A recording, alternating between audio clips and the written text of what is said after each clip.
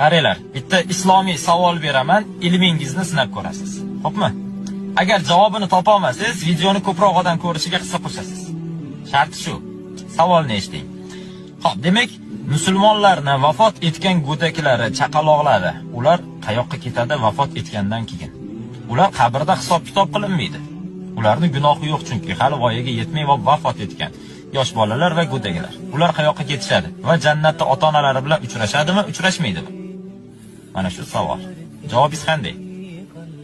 Demak, javobini topa olmagan bo'lsangiz, eshitib turing. Musulmonlarning vafot etgan go'daklari jannat tog'larida yashaydilar.